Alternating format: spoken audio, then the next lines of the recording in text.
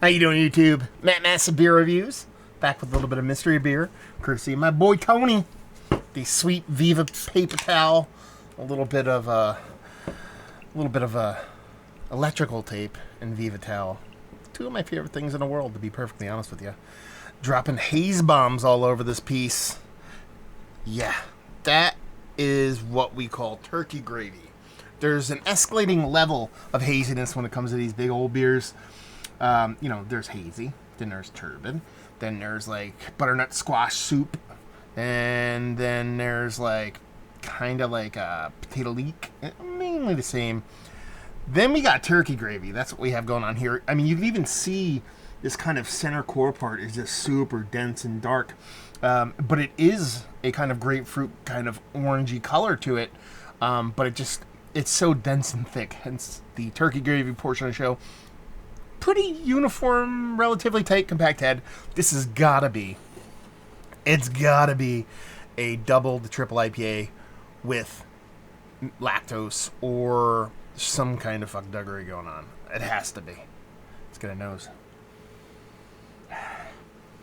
I mean, it is just huge and dense and rich. I mean, it is exactly what you'd think. It's like an 8.9% double IPA, like quadruple hopped, but I think that's it. I actually don't think there's adjunct in it outside of just even that's not even an adjunct, outside of just a ridiculous amount of kind of dry hopping. It's all about tropical fruits in here. I mean, all about it. Very zippy, very aggressive. Here's the thing, though. I think there is a little bit of that carbonic thing going on, but I think this beer is so big and so huge, it's just battled past that and just left behind a huge, gigantic tropical fruit bomb. Mother of all bombs. Moabs, baby. Let's just dive right in. Cheers. Yeah. Fuck you, carbonic acid. I think there's something wrong with my palate, because that's all I'm getting in these beers nowadays. It's not that. It's just the last couple of beer mails all came from the same area, and I think a lot of the brewers are kind of going down this line. Now, it's definitely leaning heavily into the tropical fruit. Decent amount of citrus there. There is a hop green to it, although it comes off a bit generic, because it's really, really hard to get past that kind of a big carbonic acid thing. So it's basically seltzer water. It's a huge amount of kind of tropical fruit, kind of New Zealand kind of citrus kind of hoppiness, and then a decently dense mouthfeel. A little bit of green hop. Actually, I'm starting to get a little bit of hop burn with each little sip I take. Done and done. What the hell is that thing? There's something on my arm. What is that? I don't know. Anyway. Yeah. Super disappointing, though, because I think there's a really good beer to be had in here, but there's just not much to it. So what is it? Let's just cut to the chase, because it really is just all the citrus, all the tropical fruit, and our carbonic seltzer water level hazy. I actually don't think it's as high at ABV as I initially thought. I think it's a 7.9% double IPA, super aggressively hopped with a ton of carbonic acid. So let's see what's going on in this sucker. Now here's the thing with these all are going to sound super like me saying the same thing over and over again, but that's kind of how carbonic acid kind of comes off to me. It's really hard to guess the ABV on these. Okay. This is Spindle Tap, which I've had before, which I've never had that big carbonic thing before. This is a double IPA Sticky Fingers and is 8%, so I was 0.1% off. And that'd be that. I mean, I love me some Spindle Tap. I do. And this one just kind of leaves me wanting. It's that carbonic thing. I've never had it from them before. Listen, supply chains, I've said this in previous beer reviews, mystery and otherwise, the COVID pandemic has changed a lot of different things.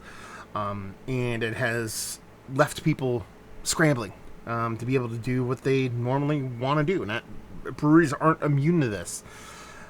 Now, do I know this is the case at Spindle Tap? No, but I'm assuming a lot of breweries are starting to source their ingredients from different locations. Every ingredient they possibly can. Hops, malt, you know what I mean? Water if they use outside water sources, or, you know what I mean, that level of carbonic acid thing. There might be if they're not generating their own kind of CO2 If they're buying it and then it has high levels of carbonic acid, but that's all they can really get, then they're doing that. Because I've seen this major shift with just these higher levels of carbonic acid in a lot of breweries that never had them before. Treehouse, Trillium, even up to Spindletap here. So I don't think it's necessarily a purposeful thing. I think it's just a matter of this is what we can get, and this is what's going to be the profile of our beer until everything gets sorted out.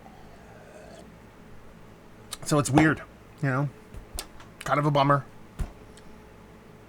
Wish it wasn't there. Man.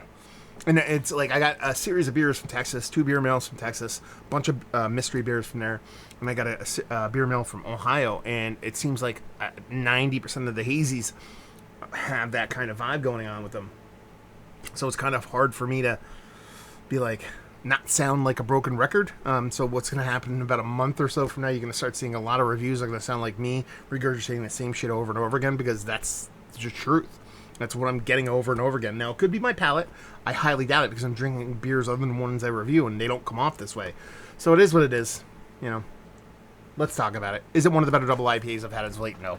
On the outside looking in, definitely just the level of that seltzer water thing just does not do it for me. Value availability, no idea. Tony, if you want to let us know what's what, and leave you with, if you like what we like this beer. If that whole seltzer water thing does not bother you, you will like this. Otherwise, might not be the best. So there you go. Little mystery beer in the books. Even if and by we, I mean me, don't like them, still fun to do. So thank you very much, Tony. If you ever feel like sending mystery beers off, the only way us beer tubers can do them is through a donation of yourselves. Well, not your actual human parts, but beers. That was creepy. Massabeers@gmail.com or matt@massabeers.com. Either way, send me an email. Reach out and leave you with, if you like what? Oh, shit. Skipping over stuff. It's getting hard. If Massive Beers, type that into Google, see me doing social media stuff. Beer Massive, type that into Google, see me doing the whole podcasting thing, as it says all the way up there. Hopefully you guys enjoyed the review. Hopefully you're enjoying a little bit of mystery beers yourself. Hope to see you next time. Cheers.